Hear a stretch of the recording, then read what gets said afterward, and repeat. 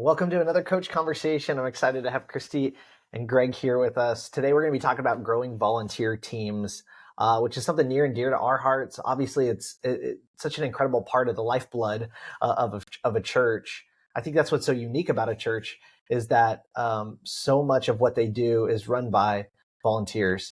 And the culture and the dynamic of the volunteers really helps make up the spirit and the experience that people have as they come in and out the doors every weekend. And so we know it's a big area of need too, as we're have really lean staffs and we're trying to reach hundreds of people each weekend that we really say, okay, what could it be and what could it look like if we create an environment where people want to lean in, join in the mission, help create incredible environments for people to see and experience Jesus.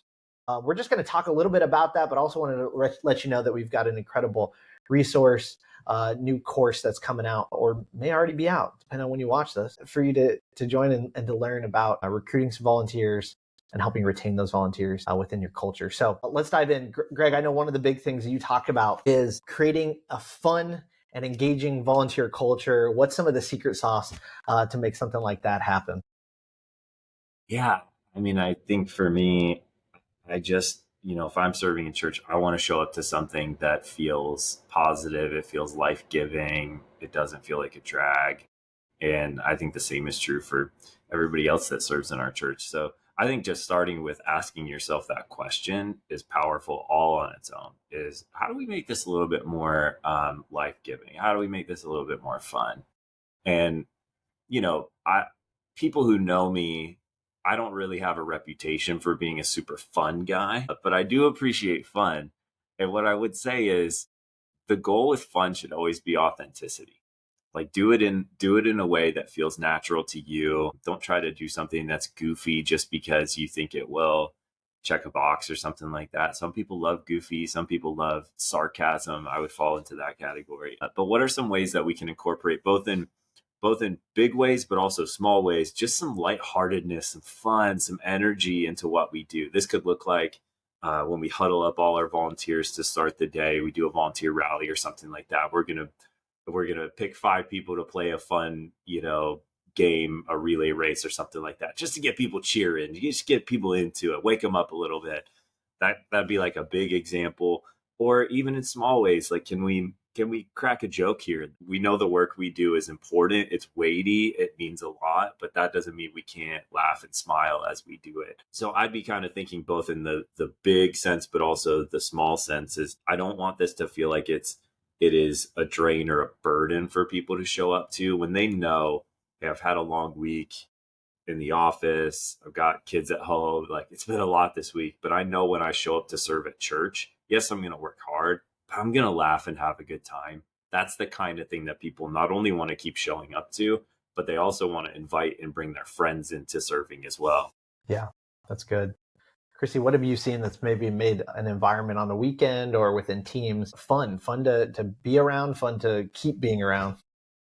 Yeah, I think for me, when I was personally leading teams and when I've been encouraging team leaders, is just to remember how grateful we are for what we're doing and to be really excited about the fact that these people have answered the call to help grow the kingdom and they're here. And sometimes I think we're so busy, we forget about what a big deal it is that we've got a lot of people who said yes, that are coming to spend time with us when they could be doing other things with their time. There are so many demands on people's time. So just first setting our hearts on gratitude for what we're doing and the fact that all these people are along for the ride. Yeah, that's really good. I like that. That really does dispel a lot of things. It keeps in front of our minds too so much of like the importance of what we're doing and the impact. Like it zooms out of our own circumstances and situations, and it reminds us, like, man, I'm a part of something much bigger than myself, and I can't believe we get to do that. I think one of the other things that we talk about in terms of recruiting is we actually took a step back before actually recruiting and saying let's actually evaluate our volunteer culture first and make sure it's fun, make sure it's engaging, make sure it's sticky. What are some ways that you've seen churches make people that are volunteering, leaning in, serving, feel known, feel valued? That really helps them realize I'm not just going to show up the first time, but I'm going to keep showing up and being a part of this. Yeah, there's so much that goes into it. I feel like this is a this is a culture that we want to build. It's not just one system we can put in place or one event we can hold. Those may be part of a bigger strategy, but again, starting with that question is how do we help all of our volunteers, however many people that is, how do we help all of them feel like they are known, they're valued, they matter to us? The challenge as you grow is when you're the leader, whether that means you're the lead pastor or you're the leader over a department, you're the kids director or something like that, the more you grow, the bigger your teams get, the less able you are personally to have an individual connection to everybody on the team. And that's where leadership development is, to me, kind of the hinge of all of this. Is I have to be able to raise up great leaders that don't just get the job done each week, but they are also stewarding and caring for the people on those teams. So a lot of this goes into how we identify and develop the leaders that we put in place, the playbooks we give them, the trainings we put them through. Is I don't want to only talk about the execution. I want them to really grab onto the responsibility of making their people feel known and feel cared for. And of course, it can show up in a million different ways. It's, hey, if every Monday before you jump into your inbox or jump into the meetings, you just write one short letter to someone on the team that you're going to mail out that week. And you just do that every single week. By the end of the year, that's 52 people you've made an individual personal deposit into that just says, hey, I see you. I appreciate you. You're doing a great job. We love you. That makes a big difference. And of course, there's other like systematic things you can do. Easy ones like use people's birthdays. Great opportunity to celebrate people. Use anniversaries, like their serving anniversary. A year ago, you started serving here. We just want to celebrate all that God has done through you. Stuff like that. Something that does too is it also reminds other people of like we celebrate longevity, we celebrate commitment and faithfulness. Like people are also watching and seeing what gets celebrated because I want to do that too. Because selfishly, I want to be celebrated as well. That's a good thought. That's great. It's not just investing in the individual, but it's also culture setting at the same time. It's awesome. Yeah. That's and true. I think one thing we can celebrate that we forget about sometimes is, did one of the people on my team decide to get baptized? Can we all go and celebrate their growth on their journey with their relationship with the Lord? And it's, I sort of always try to paint the picture in the simplest form of, can my team feel like a small group that's serving together? So we know what we're praying for each other. We're remembering that the next time we see somebody. We're celebrating when prayers get answered. We're checking on people. And it can be a simple text that says, how can I be praying for you? How are you doing this week? Following up on a conversation. I know sometimes it's hard when you're serving. You don't want to be distracted from serving the people that you're there to help. But there are those windows and pockets and ways that we can learn about each other's, children, or if we're in school, or if we're, saving for something, whatever it may be, that we can be coming alongside and authentically, as Greg pointed out earlier, authentically connecting with what they have going on. And that's so important right now, because one of the biggest things we're seeing in society is lots of isolation, lack of connection and community, and so it's a real opportunity to not only get the work done, but to connect with people and make sure that they're healthy and doing well, and that we're coming alongside them as a church. Yeah. What you guys are talking about too really cuts through. Just a lot of times some people are saying, man, if I'm stepping up and volunteering, you're lucky to have me. It kind of flips the script a little bit and realizes, man, I get so much more out of this than I might even be putting into it. I get community, I get care. And that's when we start to create that culture. It really is, it's the cyclical effect. It begins to build into people, and those people want to reinvest where they're being built. And so by creating those environments of relationship where people can see and then care, I get to be a part of that. I get to contribute in seasons where I was cared for. Now I'm going to be in a season in a year or a year and a half where I can care for somebody else in a similar way or in a different way. And that is all about creating that culture that then becomes attractive to the outside of like, I want what they've got. I want to be a part of something like that. But when I take a step, this is where we kind of turn the corner. We've created an environment that people are saying, man, I want to be a part of. But I start to turn the corner. I'm sitting in the seats and I decide I want to step into serving. What have you all seen that are some common barriers to serving? And how churches can maybe remove those barriers to help clear the path and point the way to make it a little bit easier for people to start to use their gifts in a church context. Sometimes I think it's just clarity of information, clarity of expectation, clarity of next steps. Sometimes people want to serve, but it's just such a cloudy, ambiguous process to get involved that's the thing that holds them back. Right. So it's always worth us kind of reviewing what is our process, what is the path that people walk? Is it abundantly clear? Are we simplifying the steps? Serving doesn't have to be easy, but getting started should be very easy and straightforward. We do this class every second Sunday at this time, show up here, make it as clear as possible. So that's part of it. But I think it's helpful just to kind of try to put yourself in the shoes of that person who is not involved yet. They're thinking about it. They're interested. What might be the things that stand in their way or make it a little harder on them to do it? What do I do with my kids? Okay, what can we provide for volunteer kids on Sunday? It's a long day. Do I need to bring a bag lunch? Because that's an inconvenience. Yeah. If I have to think. So can we provide food?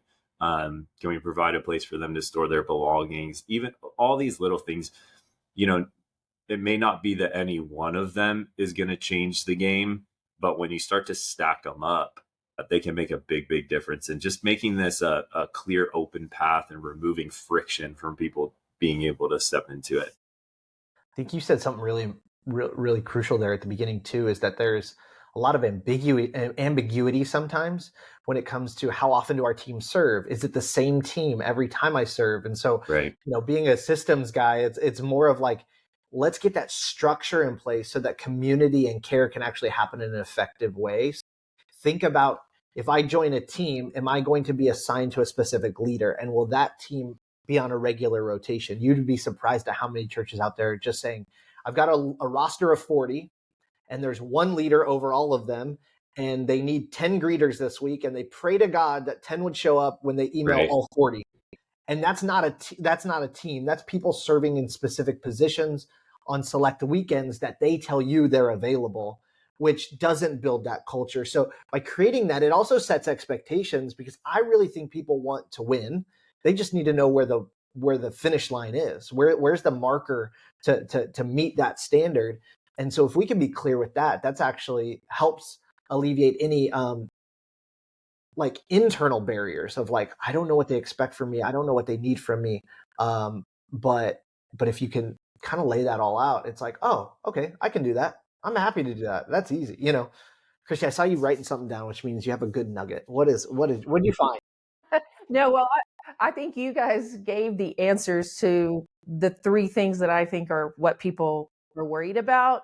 Oftentimes, one is their previous church context. So did they come from an experience of feeling very obligated or pressured to serve? What was their previous serving experience like if they've attempted it before? And so all the things you talked about with, making sure there's a lot of clarity and a lot of consistency with the experience they're going to have, making it the best experience possible, can break down some of those past concerns that they have because of their past. One is, am I qualified? So I think previous context, personal, qualification. And then the third is just capacity. Do I have the time to do this consistently for very long? Because there are so many competing priorities that people have. And so again, creating that predictability, being very efficient, being very clear, having a lot of fun and a lot of value that comes from investing that time, choosing to invest that time to serve, is going to help address that concern of, can I do this over time with consistency? So that's good.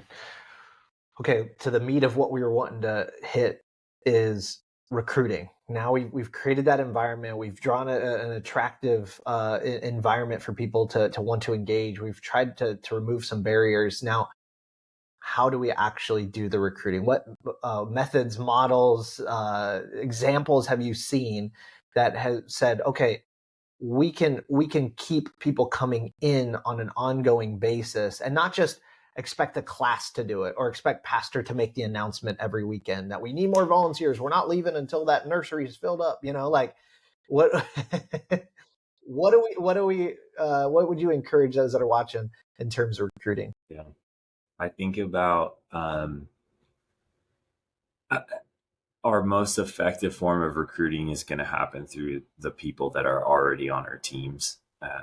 When the word recruiting comes out, the first thing that tends to come to our mind is like what you said. It's somebody standing on the stage holding a microphone, asking people in the room to sign up and serve, which that's necessary and that can be helpful. But I don't think, in my experience as somebody who used to be that guy holding that microphone, it just never seems to move the needle as much as everybody thinks that it will. But what does move the needle is when we're providing such a great experience for our volunteers that they want to invite other people to come in and serve. And then on top of that, we can kind of accelerate that process by training people how to recruit. I mean, that's a skill that can be trained. You can grow in that skill.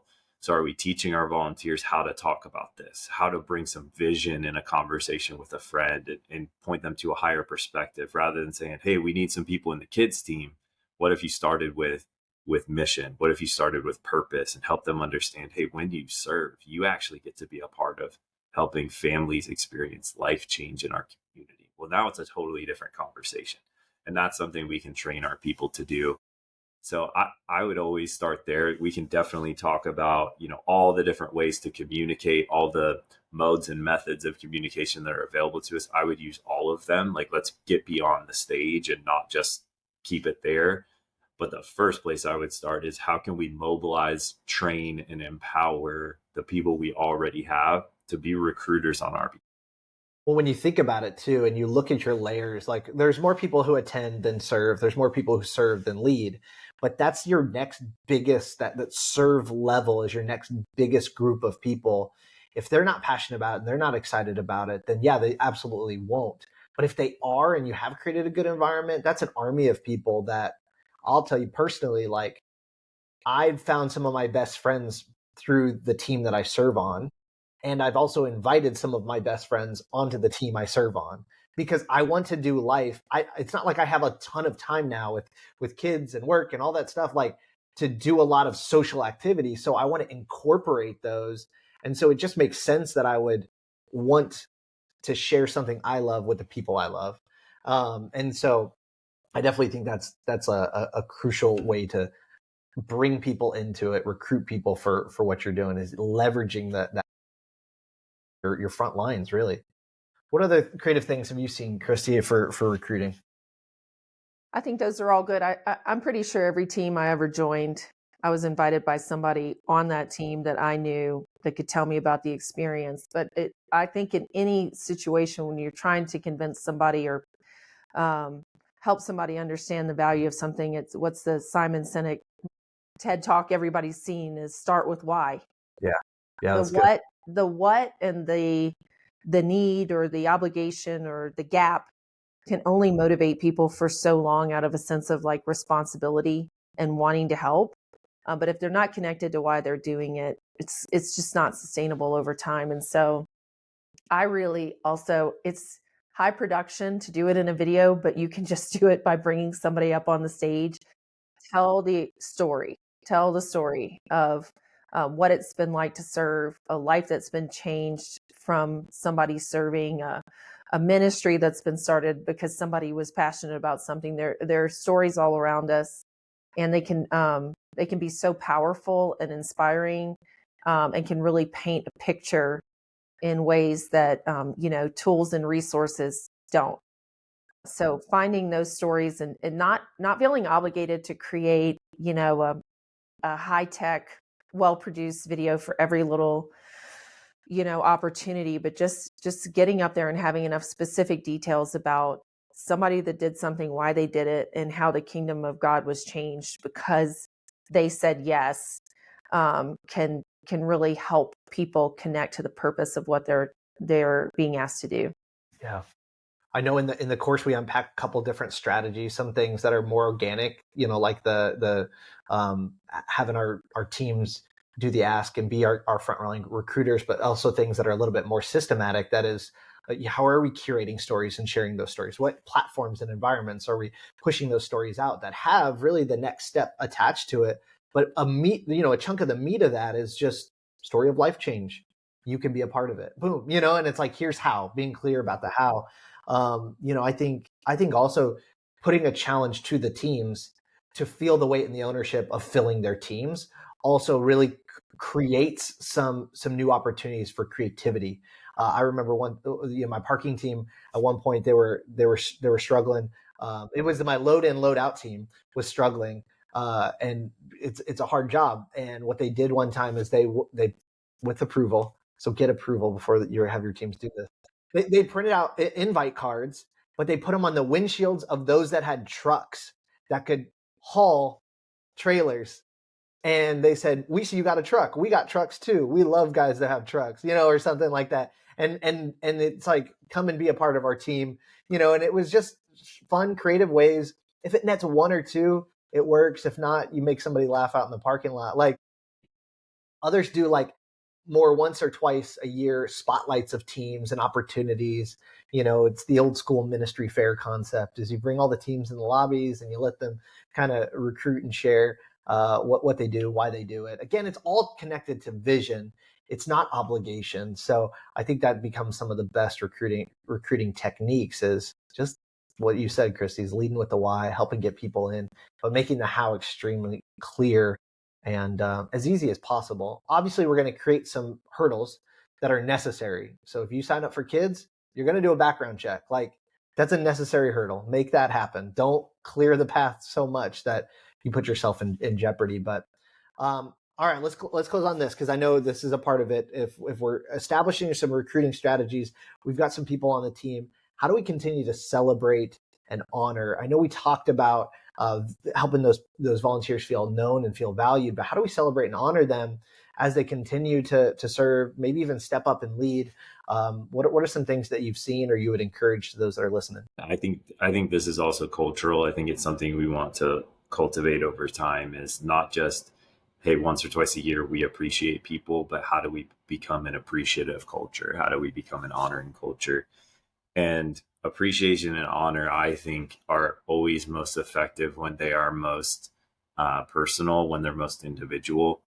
So I think it can be great to, schedule a volunteer appreciation party, that kind of stuff.